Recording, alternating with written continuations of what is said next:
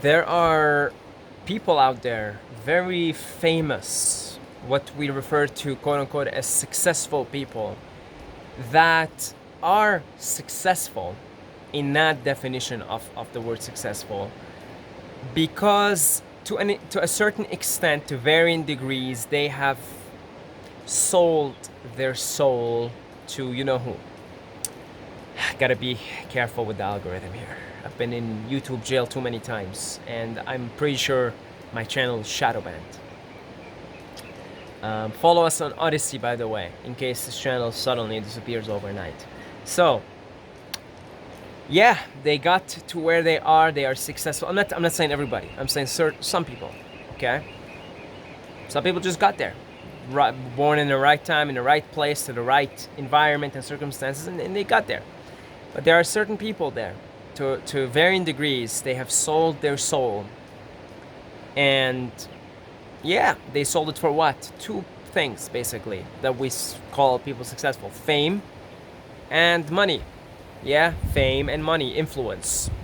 Both give you influence, right? So fame, money, and power / influence. So in return for those things, you sell your soul. So what does that mean? Okay, first of all, if you think these individuals are the only ones selling your soul, you're mistaken. You might be guilty of that as well. I might be guilty of that as well. I certainly was in the past guilty of that, okay? So you don't have to be given those things to sell your soul. So what is selling your soul? Selling your soul is suppressing your true calling, your true desires, your true urges, your deep calling for something in return, or the perception that you're gonna get something in return. Sometimes you sell your soul thinking you're gonna get something, you don't even get anything. That's the worst step of selling your soul. So, what does that look like?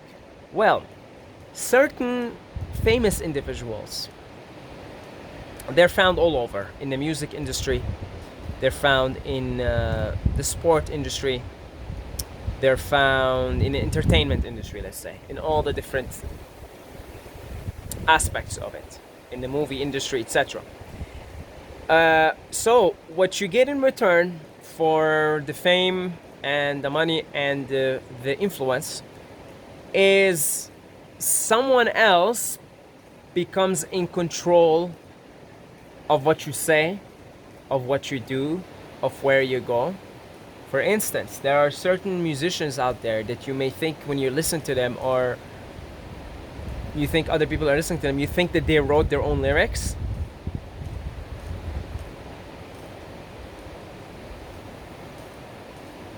Yeah, a lot of the, not all, some of them, it's not the lyrics. Usually they're the really famous ones. And I'm not saying just because you're famous it has to be, but I'm saying the really famous ones. The ones that are pushed mainstream everywhere. You're not listening to their lyrics. If they wrote like 25% of it, that's pretty good. Okay? Someone else is writing it. Someone else is in control. And even the music.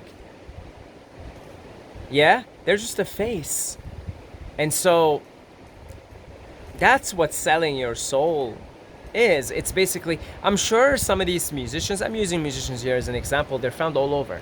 I'm sure their deep calling is to just be free and just express themselves exactly like they want to express themselves. But a lot of that lyrics isn't theirs. A lot of the music itself isn't theirs. And then what they write on their social media profile is not them. And if it is someone else, they're called handlers. Yeah, they're handling it. So meaning, yeah, okay, let's say that particular famous celebrity is gonna write a tweet. They're writing it themselves. They have to pass it through someone else first, an editor, someone in the shadows, to make sure that it falls in line with the agenda. Okay. And then so there you go. Oh, okay. Well, that tweet is it's all right. You can it's okay. It can go through, but don't think for a second that these individuals that we're referring to here have all the freedom to do what they want.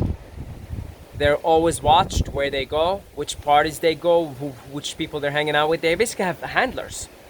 Handlers. They have handlers that quote unquote advise them what to do, but really they control their actions and their behavior.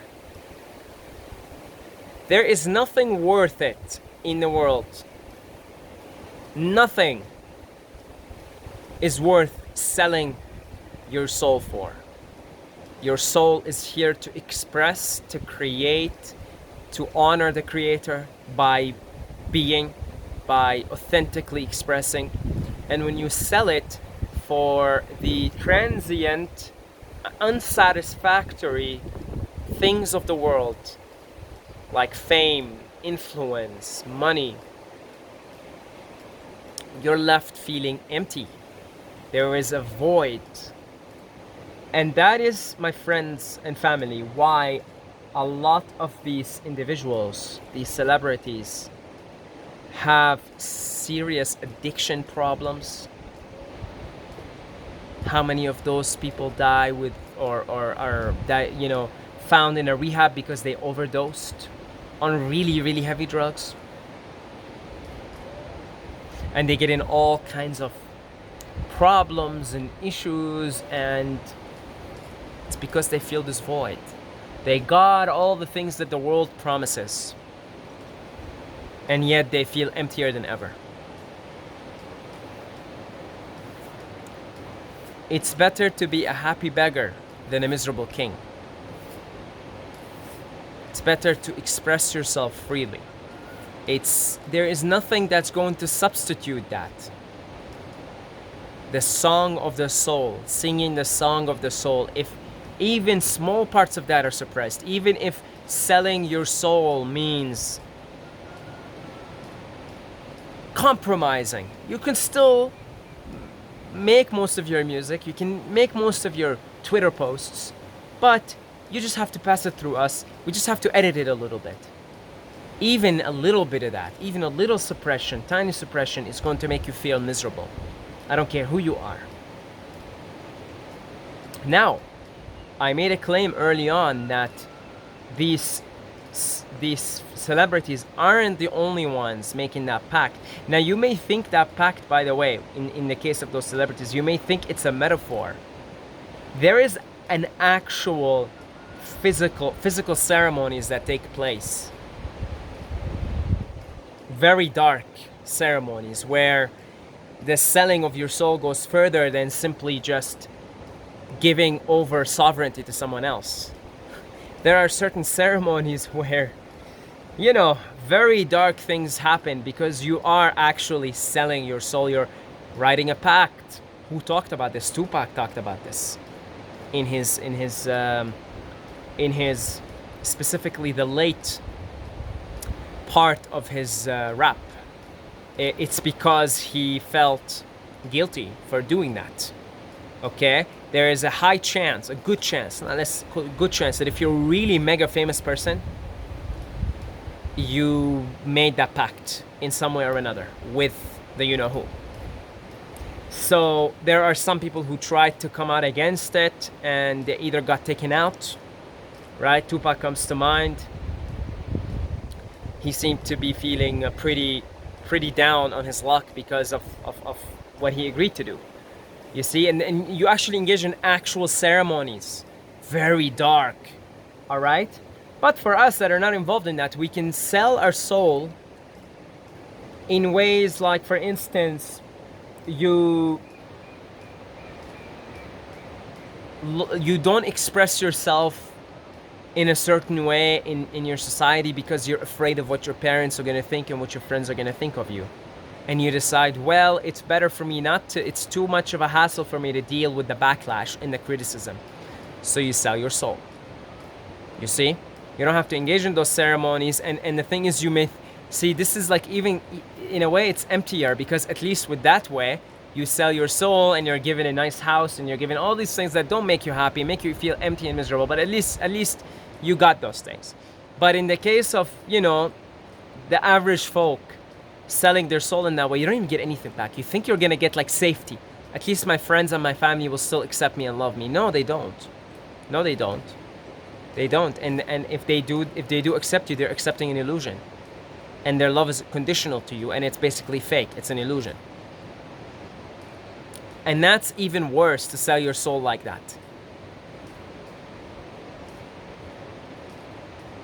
You're here to sing a particular song, and if you don't sing it, anything you suppress is going to harm you. It's going to harm you. Like if you're drinking coffee every day, but you're tired, you're fatigued, you're chronically fatigued, you're suppressing. Suppress, because that's what coffee does. It suppresses the part of you that tells you, hey, you're tired, rest. It's killing you. That all that it's the coffee itself is causing acidity and toxicity. Very toxic, very acidic. It's actually making the fatigue worse, and you're suppressing it. It's harming you. Like it's destroying your nervous system. It's destroying your health. Anything that you suppress kills you slow death. And if you suppress the song of the soul, you're slowly killing yourself. Slowly dying a slow, painful death. Yes, my friends. Yes. All right. My sincere gratitude goes to our generous, lovely, beautiful donors. Thank you guys. I really, really appreciate it. I bow to you. If you feel a calling to donate, you want to send us a token of your gratitude in a financial way, it really helps to support this channel. I really appreciate it. Thank you so much. I have a link down below in the description, and I also offer one-on-one consulting services. If you're interested, I have a link for the services down below in the description. If you've got some you want to discuss, I'll do the best that I can to mirror that to you. Until next time, may the force be with you.